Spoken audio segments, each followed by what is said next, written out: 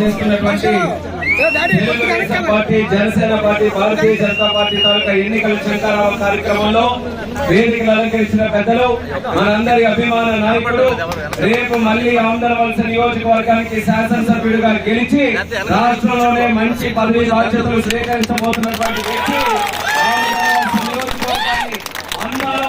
తయారు చేయడానికి కంకణం కట్టుకొని పనిచేస్తున్నటువంటి వ్యక్తి సోదరులు కోన రవికుమార్ గారికి, అలాగే మాజీ ఎమ్మెల్సీ పేరుకట్ల విశ్వప్రసాద్ గారికి, జనసేన ఇన్ఛార్జ్ రామ్మోహన్ గారికి, భారతీయ జనతా పార్టీ ఇన్ఛార్జ్ సూరపనాయుడు గారికి, అలాగే గ్రామ పెద్దలకు, సరుబుజ్జిలి మండలం నుంచి విచ్చేసినటువంటి తెలుగుదేశం పార్టీ, జనసేన అలాగే బీజేపీ నుంచి విచ్చేసిన నాయకులకు, కార్యకర్తలకు, రొట్టవలస గ్రామం నుంచి విచ్చేసినటువంటి మా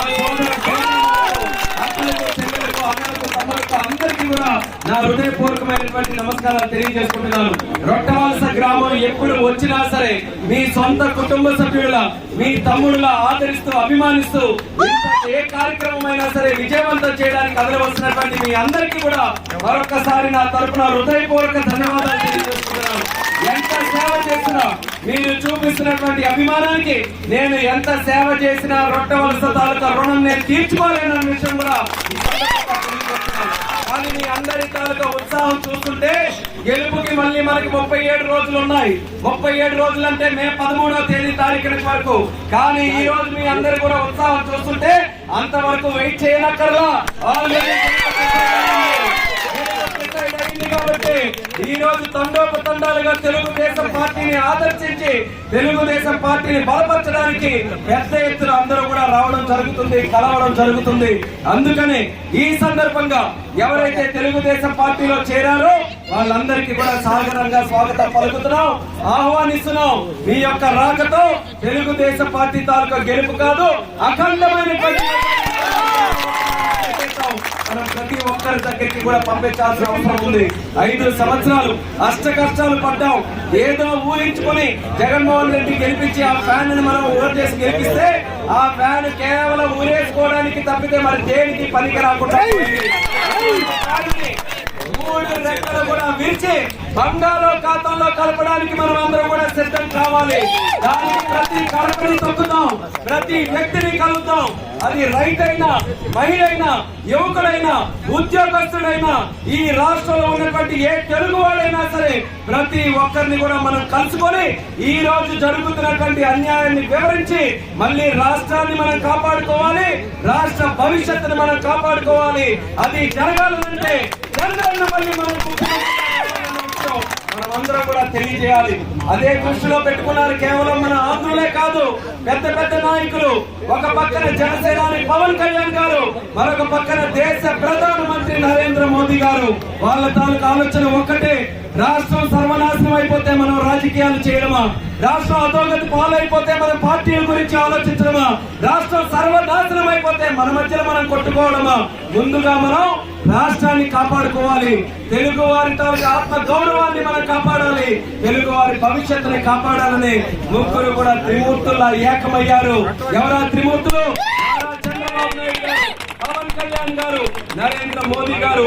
ఈ ముగ్గురు తాలూకా కలయికతో రేపు భవిష్యత్తులో రాష్ట్రం అంగరంగ వైభవంగా డెవలప్ కాబోతుంది.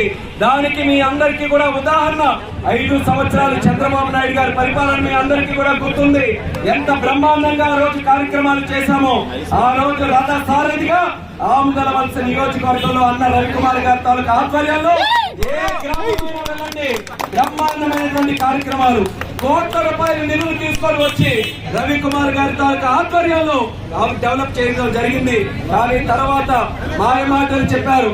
ఆఖరి అవకాశం తర్వాత నేను పోటీ చేయనని అన్నారు. ఆ రోజు 2019లో ఆ రోజు వనవాసం చేశాం. ఒక్కసారి నాకు శుభం కాదు పలకడానికి ఒకే ఒక్క అవకాశం ఇవ్వండి, నా వంతుగా ఇన్ని సంవత్సరాలు రాజకీయం చేశానని ఆ రోజు మాయ మాటలు చెప్పి ఇక్కడ ఆమదలవలస నుంచి గెలిచారు. 5 సంవత్సరాలు అవుతుంది. ఈ రోజు బ్రహ్మాండమైనటువంటి పొజిషన్ లో కూడా ఇక్కడ గెలిచినటువంటి అభ్యర్థిగా ఉన్నారు. ఒకే ఒక్క నేను ప్రశ్న అడుగుతున్నాను. ఆమదలవలస నియోజకవర్గానికి ముఖ ద్వారం లాగా ఉన్నటువంటి మన శ్రీకాకుళం నుంచి రోడ్డే చేయలేనటువంటి ఏ ఒక్కరైనా నమ్మే పరిస్థితి ఉందని తెలియజేస్తున్నాను.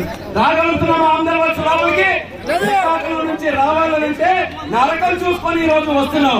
ఎవరి ప్రాణాలు ఎక్కడ పోతాయో తెలియదు, ఏ మహిళలు ఏ ఆటోలు ఎప్పుడు ఎలా తిరగబడిపోతాయో తెలియదు, ఎవరి నడ్డి ఎప్పుడు విరిగిపోతుందో తెలియదు. అటువంటి 15 కిలోమీటర్లు రోడ్డు చేయలేనటువంటి వ్యక్తులు ఈ రోజు ఆంధ్రవలసనే ఉద్ధరించామనంటే ఎవరు కూడా నమ్మే పరిస్థితుల్లో లేరు. గ్రామాల వరకు వస్తాం. ఏ గ్రామమైనా ఈ రోజు చూసుకుంటే ఆ రోజు రవణ గారి ఆధ్వర్యంలో జరిగినటువంటి అభివృద్ధి తప్పితే అదనంగా ఒక సిమెంట్ బస్తా వేసి, ఒక తట్టెడి ఇసుక వేసి, ఒక రూపాయి ఖర్చు పెట్టి ఎక్కడ కూడా ఒక్క కార్యక్రమం కూడా జరగలేదు. జరిగింది ఏంటి? రాజకీయం జరిగింది. కేవలం తెలుగుదేశం పార్టీ వాళ్ళు ఎక్కడుంటే వాళ్ళ మీద దాడులు, వాళ్ళ మీద ఏదో ఒక బెదిరింపులు, వాళ్ళ మీద కేసులు, వాళ్ళ ఆస్తులు ధ్వంసాలు చేయడం, వాళ్ళ కుటుంబాల మీద పడ్డం, ఇదే జరిగింది 5 సంవత్సరాలు తప్పితే ఎవరికి ఒరిగింది ఏమీ కూడా లేదు. ఆఖరికి 2 నదుల మధ్యలో ఉన్నటువంటి ఆంధ్రవలస నియోజకవర్గంలో రవణ ఒక కలకన్నాడు. ఆ రోజు ఇంటింటికి కూడా వంశధార నదీ జలాలు తీసుకొని వచ్చి త్రాగునీటి దాహం తీరుస్తాను నేనని రవణ సంకల్పంతో ఆ రోజు పనిచేసి కోట్ల రూపాయలు జియో తీసుకొని వచ్చాడు. కానీ అది పూర్తి చేసే సమయంలో మనకి ప్రభుత్వం కాస్త జారిపోయింది. చంద్రబాబు నాయుడు గారు ముఖ్యమంత్రిగా లేరు, వీళ్ళ ప్రభుత్వం వచ్చింది. బ్రహ్మాండమైన అవకాశం. ఈయన జియో తీసుకొని వచ్చాడు, నిధులు కేటాయించుకున్నాడు. మరి ఆ కార్యక్రమం కానీ వాళ్ళు చేసేస్తుంటే క్రెడిట్ అంతా కూడా వాళ్ళే తీసుకొని వెళ్ళిపోయారు. కనీసం కేటాయించిన నిధులు వచ్చిన జియో కూడా అమలు చేయకుండా తిరిగి ఆ నిధులన్నీ కూడా వేస్ట్ చేసే విధంగా చేశారనంటే ఈ రోజు మన పట్ల ఎంత మూర్ఖంగా ఆలోచిస్తున్నారో ఈ రోజు ఉన్నటువంటి పాలకులు ఒక్కసారి మీరు గమనించండి. అందుకనే మళ్ళీ ఇక్కడ సరుబుజ్జిలి మండలానికి హామీ ఇస్తున్నాం. మళ్ళీ తెలుగుదేశం పార్టీ ప్రభుత్వం వచ్చిన తర్వాత ఇంటింటికి కూడా వంశధార త్రాగునీటి సమస్య 2 సంవత్సరాల్లో మండలంలో ఎక్కడ కూడా ఏ ఒక్కరు కూడా మేము దాహంతో ఉన్నామనే మాట లేకుండా చేసే బాధ్యత మేమిద్దరం తీసుకుంటామని. అలాగే సాగునీరు తాలూకు సమస్య వస్తే హై లెవెల్ కెనాల్ ఎవరిపై టైంలో జరిగింది? మన తెలుగుదేశం పార్టీ హయాంలో చంద్రబాబు నాయుడు గారు ఉన్నప్పుడు రైతుల మీద ప్రత్యేకమైనటువంటి దృష్టి చంద్రానికి. అన్నపూర్ణ రాష్ట్రం ఆంధ్రప్రదేశ్ రాష్ట్రం, అటువంటిది రైతన్నలు బాగులేకపోతే రాష్ట్రం ఒక్క అడుగు కూడా ముందుకు వేయదని చెప్పి రైతుల కోసం ఎన్నో సమర్థమైనటువంటి కార్యక్రమాలు చేశారు. పోలవరం ఏంటో తెలుసా? ఒక అతిపెద్ద ప్రాజెక్టు, జాతీయ స్థాయిలో ప్రాజెక్టు.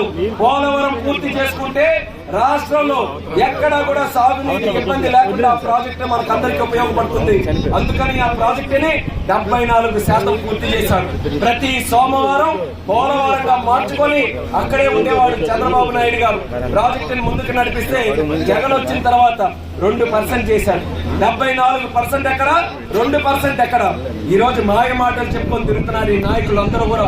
అటువంటి వాళ్ళకి మనం బుద్ధి చెప్పి చంద్రన్నని, పవన్ అన్నని, మోదీ గారిని వాళ్ళ కలయికతో ఉన్నటువంటి ఎన్డీఏ ప్రభుత్వాన్ని మనం ఏర్పాటు చేసుకోగలిగితే రాష్ట్రంలో ఉన్నటువంటి స్ట్రెంతే కాదు కేంద్రం కూడా సహకరిస్తుంది. కేంద్రం సహకారం లేకపోతే ఎందుకనంటే మొత్తం ధ్వంసం చేశాడు జగన్మోహన్ రెడ్డి. రాష్ట్ర ఖజానా అంతా కొల్లగొట్టాడు, ఎక్కడ ఒక పైసా లేదు. అటువంటిది మళ్ళీ భవిష్యత్తులో మన రాష్ట్రం డెవలప్ చేసుకోవాలంటే మోదీ గారి సహకారం ఉండాలి, కేంద్రం తాలూకు సహకారం ఉండాలి.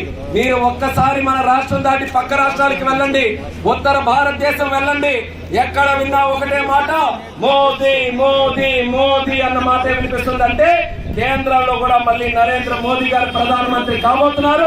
ఆయన సహకారం కూడా ఈ ఆంధ్రప్రదేశ్ రాష్ట్రానికి మనకు అవసరం. అందుకని 3 పార్టీలు కూడా కలిశాయి. మా గురించి కాదు, ఈ రోజు పదవుల గురించి కాదు, పార్టీల గురించి కాదు.